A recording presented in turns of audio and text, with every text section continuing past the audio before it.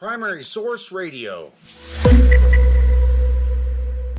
Today I'm going to be reading the United States Constitution. This document is the supreme law of our land, and together with its amendments, which I'll read in a later video, sits at the foundation of every legal argument, hotly debated issue, and controversy regarding the United States government. And after today, you'll know what it says.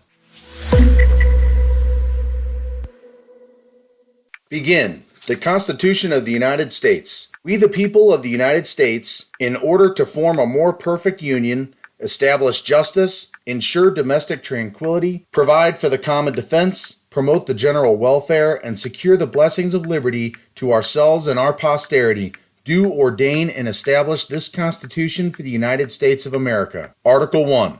Section 1. All legislative powers herein granted shall be vested in a Congress of the United States, which shall consist of a Senate and a House of Representatives. Section 2. The House of Representatives shall be composed of members chosen every second year by the people of the several states, and the electors in each state shall have the qualifications requisite for electors of the most numerous branch of the state legislature. No person shall be a representative who shall not have attained to the age of 25 years and been 7 years a citizen of the United States, and who shall not, when elected, be an inhabitant of that state in which he shall be chosen. Representatives and direct taxes shall be apportioned among the several states which may be included within this union, according to their respective number, which shall be determined by adding to the whole number of free persons, including those bound to service for a term of years, and excluding Indians not taxed, 3/5 of all other persons. The actual enumeration shall be made within 3 years after the first meeting of the Congress of the United States, and within every subsequent term of 10 years, in such manner as they shall by law direct. The number of representatives shall not exceed 1 for every 30,000, but each state shall have at least 1 representative. And until such enumeration shall be made,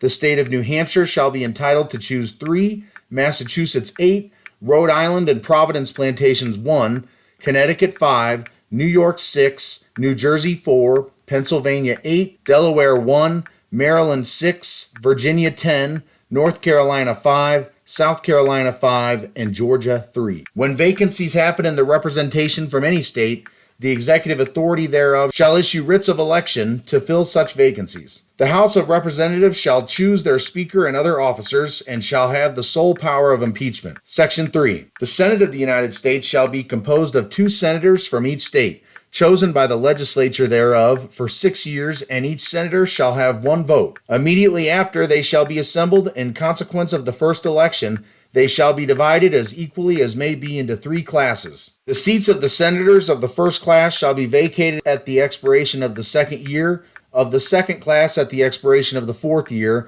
and of the third class at the expiration of the 6th year, so that 1/3 may be chosen every second year. And if vacancies happen by resignation or otherwise during the recess of the legislature of any state, the executive thereof may make temporary appointments until the next meeting of the legislature, which shall then fill such vacancies. No person shall be a senator who shall not have attained to the age of 30 years and been 9 years a citizen of the United States, and who shall not, when elected, be an inhabitant of that state for which he shall be chosen. The Vice President of the United States shall be President of the Senate, but shall have no vote unless they be equally divided. The Senate shall choose their other officers, and also a President pro tempore in the absence of the Vice President, or when he shall exercise the office of President of the United States. The Senate shall have the sole power to try all impeachments. When sitting for that purpose, they shall be on oath or affirmation. When the President of the United States is tried, the Chief Justice shall preside, and no person shall be convicted without the concurrence of 2/3 of the members present. Judgment in cases of impeachment shall not extend further than to removal from office and disqualification to hold and enjoy any office of honor,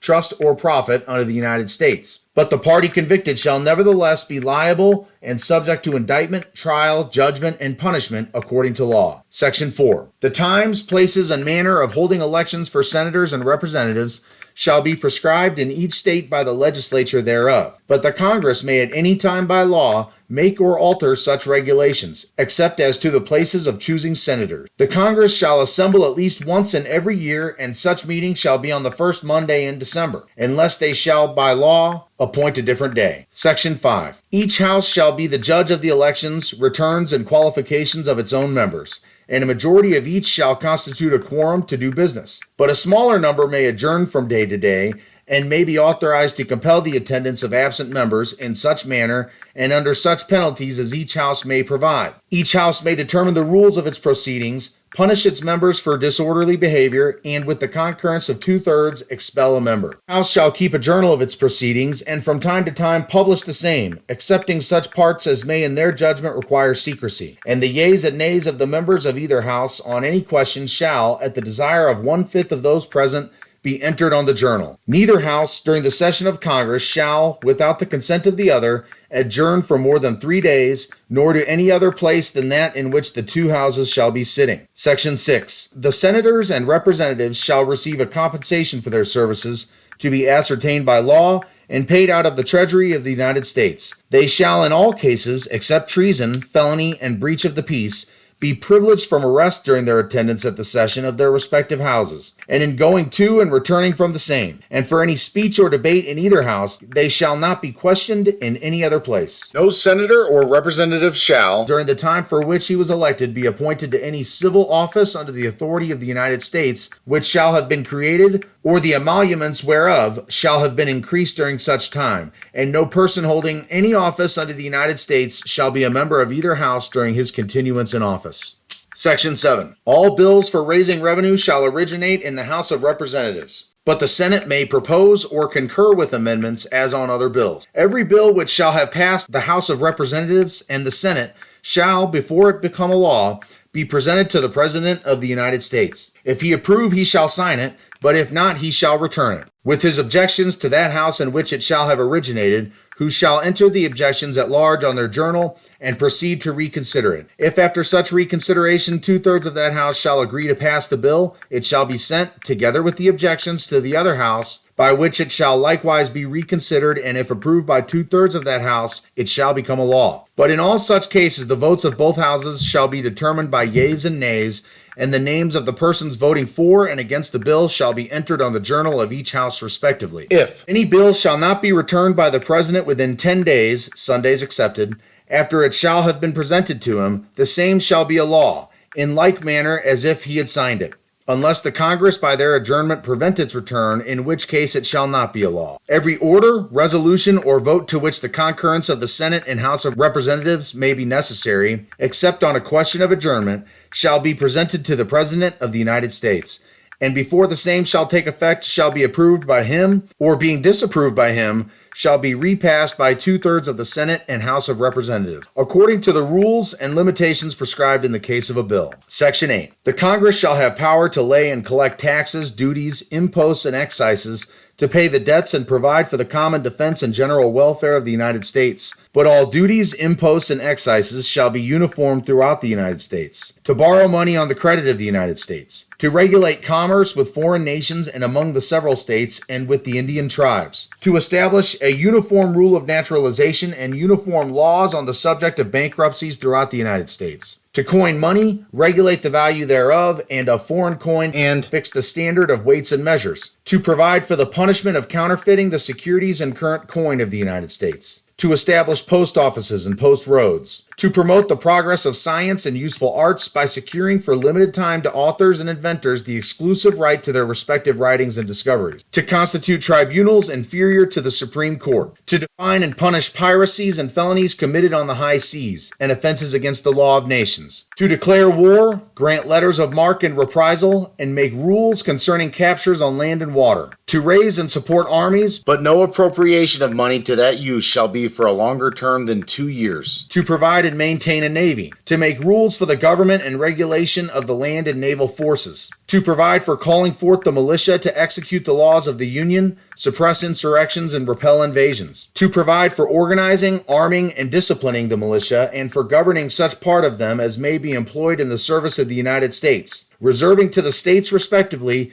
the appointment of the officers and the authority of training the militia according to the discipline prescribed by Congress. To exercise exclusive legislation in all cases whatsoever over such district not exceeding 10 miles square, as may, by cession of particular states and the acceptance of Congress, become the seat of the government of the United States, and to exercise like authority over all places purchased by the consent of the legislature of the state in which the same shall be, for the erection of forts, magazines, arsenals, dockyards, and other needful buildings, and to make all laws which shall be necessary and proper for carrying into execution the foregoing powers and all other powers vested by this Constitution in the government of the United States or in any department or officer thereof. Section 9. The migration or importation of such persons as any of the states now existing shall think proper to admit shall not be prohibited by the Congress prior to the year 1808, but a tax or duty may be imposed on such importation, not exceeding $10 for each person. The privilege of the writ of habeas corpus shall not be suspended, unless when in cases of rebellion or invasion the public safety may require it. No bill of attainder or ex post facto law shall be passed. No capitation or other direct tax shall be laid unless in proportion to the census or enumeration herein before directed to be taken. No tax or duty shall be laid on articles exported from any state. No preference shall be given by any regulation of commerce or revenue to the ports of one state over those of another,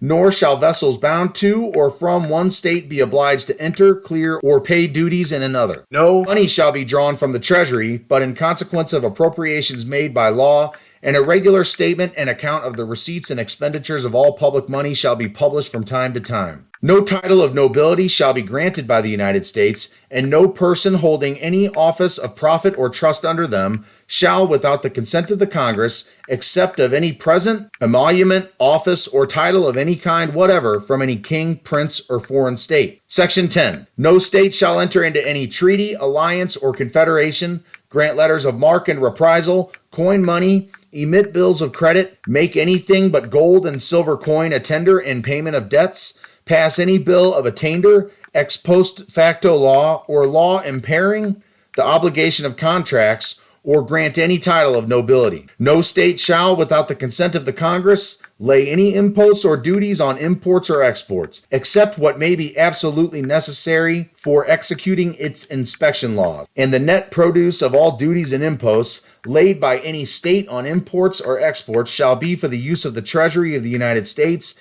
and all such laws shall be subject to the revision and control of the Congress. No state shall, without the consent of Congress, lay any duty of tonnage, keep troops or ships of war in time of peace, enter into any agreement or compact with another state or with a foreign power, or engage in war unless actually invaded or in such imminent danger as will not admit of delay. Article 2, Section 1. The executive power shall be vested in a President of the United States of America. He shall hold his office during the term of 4 years, and together with the Vice President, chosen for the same term, be elected as follows. Each state shall appoint in such manner as the legislature thereof may direct a number of electors equal to the whole number of senators and representatives to which the state may be entitled in the Congress. But no senator or representative or person holding an office of trust or profit under the United States shall be appointed an elector. The electors shall meet in their respective states and vote by ballot for 2 persons, of whom one at least shall not be an inhabitant of the same state with themselves. And they shall make a list of all the persons voted for and of the number of votes for each, which list they shall sign and certify and transmit sealed to the seat of the government of the United States, directed to the President of the Senate. The President of the Senate shall, in the presence of the Senate and House of Representatives, open all the certificates, and the votes shall then be counted. The person having the greatest number of votes shall be the president. If such number be a majority of the whole number of electors appointed, and if there be more than one who have such majority, and have an equal number of votes, then the House of Representatives shall immediately choose by ballot one of them for president. And if no person have a majority, then from the 5 highest on the list, the said House shall in like manner choose the president. But in choosing the president, the votes shall be taken by states, the representation from each state having 1 vote. A quorum for this purpose shall consist of a member or members from 2/3 of the states, and a majority of all the states shall be necessary to a choice. In every case, after the choice of the president, the person having the greatest number of votes of the electors shall be the vice president. But if there should remain 2 or more who have equal votes, the Senate shall choose from them by ballot the vice president. The Congress may determine the time of choosing the electors and the day on which they shall give their votes, which day shall be the same throughout the United States. No person except a natural born citizen or a citizen of the United States at the time of the adoption of this Constitution shall be eligible to the office of President. Neither shall any person be eligible to that office who shall not have attained to the age of 35 years and been 14 years a resident within the United States. In case of the removal of the President from office or of his death, resignation, or inability to discharge the powers and duties of the said office, the same shall devolve on the Vice President, and the Congress may by law provide for the case of removal, death, resignation, or inability both of the President and Vice President, declaring what officer shall then act as President, and such officer shall act accordingly, until the disability be removed or a President shall be elected. The President shall, at stated times, receive for his services a compensation which shall neither be increased nor diminished during the period for which he shall have been elected, and he shall not receive within that period any other emolument from the United States or any of them. Before he enter on the execution of his office, he shall take the following oath or affirmation. I do solemnly swear or affirm that I will faithfully execute the office of President of the United States and will, to the best of my ability, preserve, protect, and defend the Constitution of the United States. Section 2. The President shall be Commander-in-Chief of the Army and Navy of the United States and of the militia of the several states. When called into the actual service of the United States, he may require the opinion in writing of the principal officer in each of the executive departments upon any subject relating to the duties of their respective offices, and he shall have power to grant reprieves and pardons for offenses against the United States, except in cases of impeachment. He shall have power, by and with the advice and consent of the Senate, to make treaties, provided 2/3 of the senators present concur, and he shall nominate, and by and with the advice and consent of the Senate, shall appoint ambassadors, other public ministers and consuls, judges of the Supreme Court, and all other officers of the United States, whose appointments are not herein otherwise provided for, and which shall be established by law, but the Congress may by law vest the appointment of such inferior officers as they think proper, in the President alone, in the courts of law, or in the heads of departments. The President shall have power to fill up all vacancies that may happen during the recess of the Senate by granting commissions which shall expire at the end of their next session. Section 3. He shall from time to time give to the Congress information of the state of the Union and recommend to their consideration such measures as he shall judge necessary and expedient. He may, on extraordinary occasions, convene both houses, or either of them, and in case of disagreement between them with respect to the time of adjournment, he may adjourn them to such time as he shall think proper. He shall receive ambassadors and other public ministers. He shall take care that the laws be faithfully executed, and shall commission all the officers of the United States. Section 4. The President, Vice President, and all civil officers of the United States shall be removed from office on impeachment for and conviction of treason, bribery, or other high crimes and misdemeanor. Article 3, Section 1. The judicial power of the United States shall be vested in one Supreme Court and in such inferior courts as the Congress may from time to time ordain and establish. The judges, both of the Supreme and inferior courts, shall hold their offices during good behavior and shall, at stated times, receive for their services a compensation, which shall not be diminished during their continuance in office. Section 2. The judicial power shall extend to all cases in law and equity arising under this Constitution, the laws of the United States, and treaties made or which shall be made under their authority, to all cases affecting ambassadors, other public ministers and consuls, to all cases of admiralty and maritime jurisdiction, to controversies to which the United States shall be a party, to controversies between two or more states, between a state and citizens of another state, between citizens of different states, between citizens of the same state claiming lands under grants of different states, and between a state or the citizens thereof and foreign states, citizens, or subjects. In all cases affecting ambassadors, other public ministers and consuls, and those in which a state shall be party, the Supreme Court shall have original jurisdiction. In all the other cases before mentioned, the Supreme Court shall have appellate jurisdiction, both as to law and fact, with such exceptions, and under such regulations as the Congress shall make. The trial of all crimes, except in cases of impeachment, shall be by jury, and such trials shall be held in the state where the said crimes shall have been committed. But when not committed within any state, the trial shall be at such place or places as the Congress may by law have directed. Section 3. Treason against the United States shall consist only in levying war against them, or in adhering to their enemies, giving them aid and comfort, No person shall be convicted of treason unless on the testimony of 2 witnesses to the same overt act or on confession in open court. The Congress shall have power to declare the punishment of treason, but no attainder of treason shall work corruption of blood or forfeiture except during the life of the person attainted. Article 4. Section 1. Full faith and credit shall be given in each state to the public acts, records, and judicial proceedings of every other state, and the Congress may by general laws prescribe the manner in which such acts, records, and proceedings shall be proved,